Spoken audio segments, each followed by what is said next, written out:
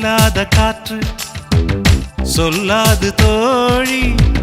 நீயாக உந்தன் காதல் சொல்வாயா